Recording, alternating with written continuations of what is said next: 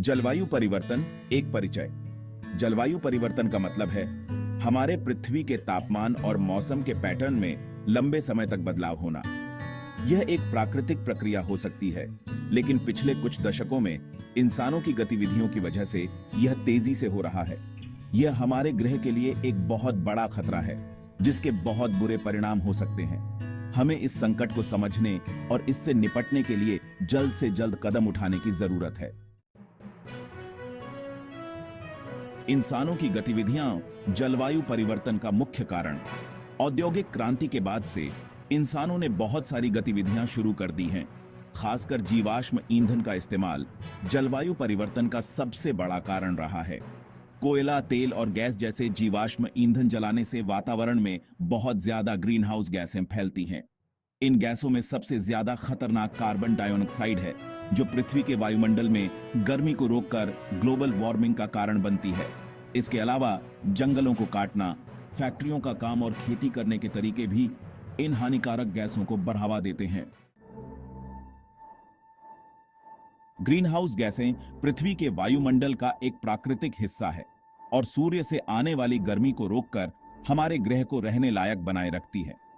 हालांकि इंसानी गतिविधियों के कारण इन गैसों की मात्रा बढ़ रही है, जो एक चिंता का विषय है। कार्बन डाइऑक्साइड सबसे ज्यादा महत्वपूर्ण ग्रीन हाउस गैस है, जो जीवाश्म ईंधन के जलने, जंगलों को काटने और फैक्ट्रियों से निकलती है। मीथेन एक और खतरनाक ग्रीन हाउस गैस है, जो प्राकृतिक गैस और तेल निकालने, जानवरों और चावल की खेती से निकलती है। ये गैसें वायुमंडल में गर्मी को फंसाती हैं, जिससे ग्लोबल वार्मिंग और जलवायु परिवर्तन होता है। इंसानों की जिम्मेदारी एक सच्चाई जिससे मुंह नहीं मोड़ा जा सकता। हम सभी जानते हैं कि हमारे कार्यों का प्रभाव हमारे पर्यावरण पर पड़ता है, चाहे वह छोटे छोटे कार्य हों, जैसे प्लास्टिक का उपयोग कम करना या बड़े पैमाने पर उद्योगों में बदलाव लाना। हर कदम मायने रखता है। वैज्ञानिक प्रमाण साफ दिखाते हैं कि पिछले 200 वर्षों में तापमान बढ़ने के लिए इंसानों की गतिविधियां ही जिम्मेदार हैं।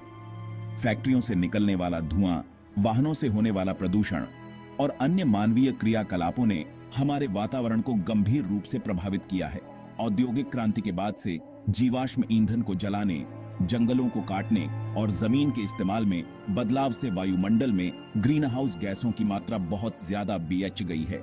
यह गैसें हमारे वातावरण में फंस जाती हैं और तापमान को बढ़ा देती हैं, जिससे ग्लोबल वार्मिंग होती है। इसकी वजह से पृथ्वी का औसत तापमान बढ़ रहा है, ग्लेशियर पिघल रहे हैं, समुद्र का स्तर बढ़ रहा है और मौसम के पैटर्न में बदलाव हो रहे हैं। यह बदलाव न केवल पर्यावरण को प्रभावित कर रहे हैं, बल्कि हमारे जीवन के हर पहलू को भी छू रहे हैं। इंसानों की गतिविधियों और जलवायु परिवर्तन के बीच संबंध एकदम स्पष्ट है और इस समस्या को सुलझाने के लिए हमें तुरंत कार्रवाई करनी होगी। हमें न केवल अपने व्यक्तिगत जीवन में बदलाव लाने की जरूरत है, बल्कि सामूहिक रूप से भी कदम उठाने होंगे। सरकारों, उद्योगों और समुदायों को मिलकर काम करना होगा, ताकि हम इस संकट का सामना कर सकें और एक स्थायी भविष्य की ओर बढ़ सकें। यह निर्विवाद सत्य है कि अगर हम अभी कदम नहीं उठाते, तो आने वाली पीढ़ियों को इसकी भारी कीमत चुकानी पड़ेगी। बढ़ता तापमान एक खतरनाक संकेत। पृथ्वी का औसत तापमान पिछली शताब्दी की तुलना में काफी बढ़ गया है और यह बढ़ता ही जा रहा है। वैज्ञानिक आंकड़े बताते हैं कि पृथ्वी का तापमान पिछले 100 वर्षों में लगभग 1 डिग्री सेल्सियस बढ़ चुका है और यह तेजी से बढ़ रहा है। यह तापमान वृद्धि दुनिया भर में अपना असर दिखा रही है, जैसे कि ग्लेशियरों का पिघलना, समुद्र के स्तर में वृद्धि और ज्यादा गर्मी की लहरें, सूखा और बाढ़। अगर हम इसको रोकने के लिए जल्दी ही कुछ नहीं करेंगे, तो भविष्य बहुत बुरा होगा। जलवायु परिवर्तन के दुष्परिणाम। जलवायु परिवर्तन के बहुत बुरे परिणाम हो सकते हैं, जो दुनिया भर में देखे जा रहे हैं। एक तरफ ज्यादा गर्मी, सूखा और जंगल की आग ज्यादा हो रही हैं, वहीं दूसरी तरफ भारी बारिश, बाढ़ और भूस्खलन जैसी घटनाएं भी बढ़ रही हैं। समुद्र का स्तर बढ़ने से तटीय इलाकों के लिए बहुत बड़ा खतरा है, जिससे जमीन का कटाव, बाढ़ और मीठे पानी खराब हो रहा है। इसके अलावा जलवायु परिवर्तन से खाने, पानी और सेहत को भी खतरा है। वैश्विक प्रभाव। सब जगह एक जैसा नहीं। जलवायु परिवर्तन का प्रभाव हर जगह अलग अलग होता है। जलवायु परिवर्तन का प्रभाव दुनिया भर में अलग अलग देखने को मिलता है। यह प्रभाव विभिन्न भौगोलिक क्षेत्रों, जलवायु परिस्थितियों और सामाजिक आर्थिक स्थितियों पर निर्भर करता है।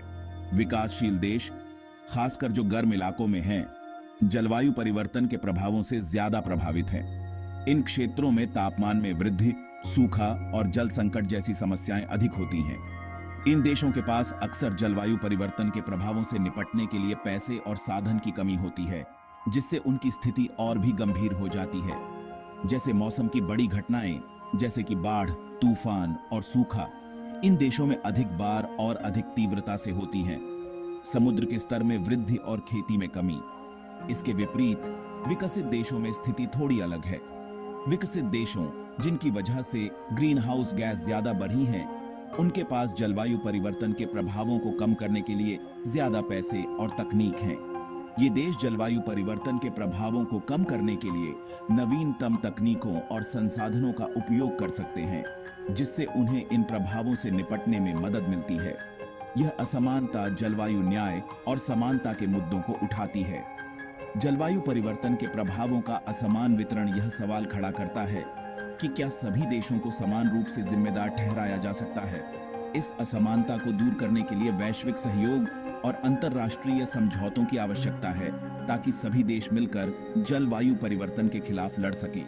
नवीकरणीय ऊर्जा के समाधान और सतत विकास के लक्ष्यों को अपनाकर हम एक समान और न्याय संगत भविष्य की ओर बढ़ सकते हैं। स्थानीय स्तर पर भी समुदायों को जलवायु परिवर्तन के प्रभावों से निपटने के लिए अपनी रणनीतियां विकसित करनी होंगी, ताकि वे अपने पर्यावरण और जीवन को सुरक्षित रख सकें।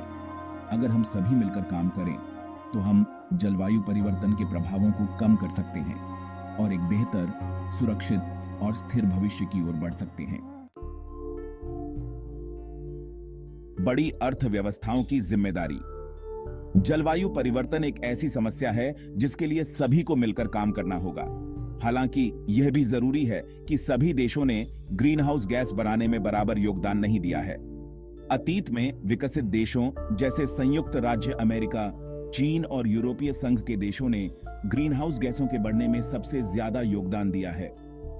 इसलिए इन देशों की जिम्मेदारी बनती है कि वो विकासशील देशों की मदद करें, ताकि वो जलवायु परिवर्तन से निपट सकें। इसके अलावा उन्हें खुद अपने देश में ग्रीन हाउस गैसों को कम करने और नए ऊर्जा स्रोतों की ओर बढ़ना चाहिए। समाधान, एक साझा प्रयास। जब हम एकजुट होकर किसी समस्या का सामना करते हैं तो हम उसे अधिक प्रभावी ढंग से हल कर सकते हैं। यह सामूहिक प्रयास ही है जो हमें जलवायु परिवर्तन जैसी बड़ी चुनौतियों से निपटने में मदद करता है। जलवायु परिवर्तन से निपटने के लिए हमें बहुत कुछ करना होगा, जिसमें ग्रीन हाउस गैसों को कम करना, बदलाव के साथ ढलना और पैसे का इंतजाम शामिल है। यह एक लंबी और कठिन यात्रा है, लेकिन यह संभव है अगर हम सभी मिलकर काम करें। सबसे जरूरी बात यह है कि हमें ग्रीन हाउस गैस को कम करने के लिए सही कदम उठाने होंगे। यह कदम छोटे हो सकते हैं, जैसे कि ऊर्जा की बचत करना, या बड़े हो सकते हैं, जैसे कि नवीकरणीय ऊर्जा स्रोतों का उपयोग करना। हर छोटा कदम महत्वपूर्ण है और हमें इसे नजरअंदाज नहीं करना चाहिए। इसमें नए ऊर्जा स्रोतों का इस्तेमाल शामिल है, जैसे सौर और पवन ऊर्जा। साथ ही ऊर्जा का सही इस्तेमाल और यातायात के तरीकों में बदलाव। हमें अपने परिवहन के तरीकों को भी बदलना होगा, जैसे कि इलेक्ट्रिक वाहनों का उपयोग करना और सार्वजनिक परिवहन को बढ़ावा देना। दूसरा, हमें जलवायु परिवर्तन के प्रभावों से निपटने के लिए तैयार रहना होगा, जो पहले से ही हो रहे हैं और भविष्य में भी होने की उम्मीद है।